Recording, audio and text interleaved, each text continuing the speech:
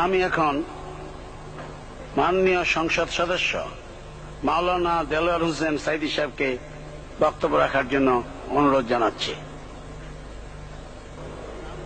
নাহমাদুহু ওয়া নুসাল্লি আলা রাসূলিহিল কারীম ওয়া আলা আলিহি ওয়া আসহাবিহি আজমাইন। আউযু বিল্লাহি মিনাশ শাইতানির রাজীম। বিসমিল্লাহির রহমানির রহিম। মাননীয় স্পিকার, আপনি এই মহান সংসদের স্পিকার হিসেবে নির্বাচিত হয় আমরা জাতীয় সংসদের পক্ষ থেকে আপনাকে অন্তরের অন্তঃস্থল থেকে মোবারকবাদ জানাচ্ছি। মাননীয় স্পিকার, আমি আজ এই সংসদে দাঁড়িয়ে ওই মহান আল্লাহ পাকের প্রশংসায় সেজদা অবনত হচ্ছি, যিনি 1 অক্টোবরের ব্যালট যুদ্ধের মাধ্যমে সুদীর্ঘ 5 বছরের দুঃশাসন, সীমাহীন দুর্নীতি, ইসলাম বিরোধী কর্মকাণ্ড, দেশব্যাপী ভয়াবহ সন্ত্রাসের মোকাবেলায় 4 দলীয় ঐক্য জোটের মহা বিজয় দান করেছেন এবং যার ফলশ্রুতিতে আজকে আমরা এই মহান সংসদে দাঁড়িয়ে কথা বলার সুযোগ লাভ করেছি। মাননীয় স্পিকার, আপনার মাধ্যমে আমি আমার অন্তরের অন্তঃস্থল থেকে দেশবাসীকে ধন্যবাদ জানাই। বিশেষ করে আমার নির্বাচনী এলাকা পিরোজপুর, নাজিরপুর, ইন্দুরকানীবাসী ভাই বোনদের প্রতি কৃতজ্ঞতা জানাই, যাদের অক্লান্ত পরিশ্রমে এবং মূল্যবান ভোটের মাধ্যমে আমি নির্বাচিত এই মহান সংসদের সদস্য হওয়ার সুযোগ লাভ করেছি। মাননীয় স্পিকার, বাংলাদেশের 13 কোটি মানুষকে যারা পরিচালনা করবেন, আজকে তারাই এই মহান সংসদে বসে আছেন।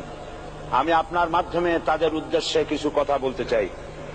জবাবদিহিমূলক সরকার, কল্যাণমূলক সরকার ও সুস্থ প্রশাসন, এই বাক্যগুলি আমরা প্রায় শুনে থাকি।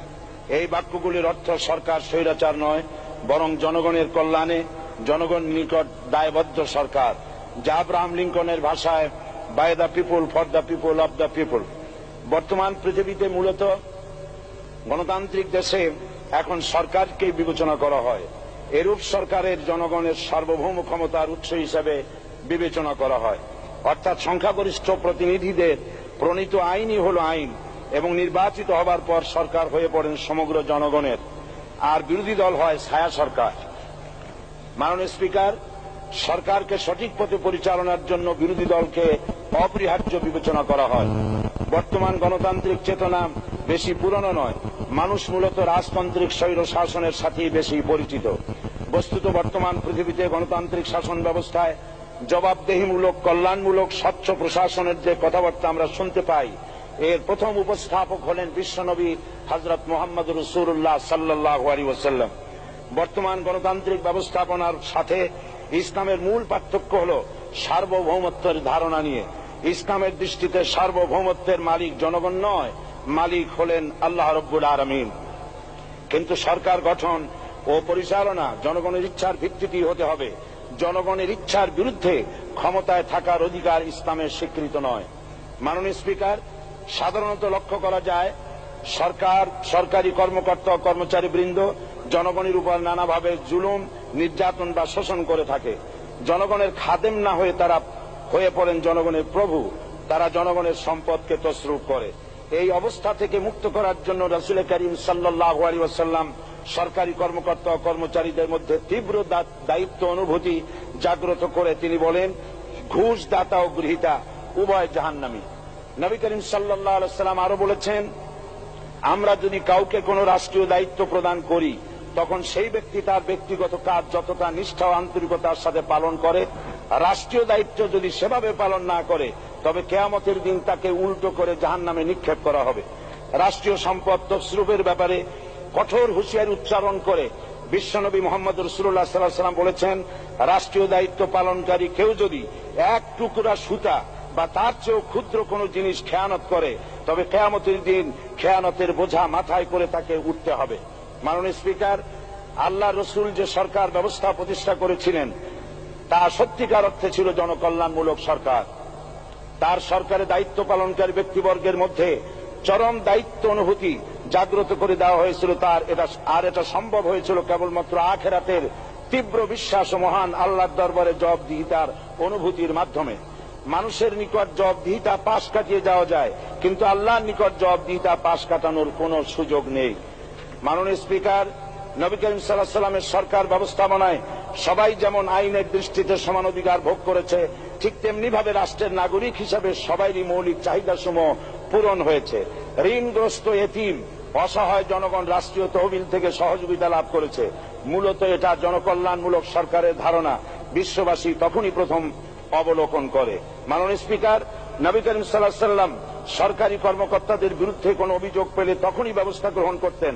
আইনের চোখে সবাই সমান এবং এ কারণেই শাসকদের আত্মীয় স্বজন কারো পক্ষে সম্ভব ছিল না জনগণের উপরে জুলুম করা। খলিফা ওমর রাদিয়াল্লাহু তাআলা আনহুর এক ছেলে অপরাধী প্রমাণিত হলে সে দণ্ডভোগ থেকে রেহাই পায়নি, এমনকি এতে তার মৃত্যুদণ্ড হয়েছিল। আবার খলিফা নিজেকে আইনের ঊর্ধ্বে মনে করতেন না, তাই বর্ম চুরির ঘটনা আলী রাদিয়াল্লাহু তাআলা আনহু কাজীর দরবারে সাধারণ ফরিয়াদির মতো উপস্থিত হন। নিজের ছেলে ও চাকরের সাক্ষী যথেষ্ট না হয় কাজী খলিফার বিপক্ষে রায় দেন।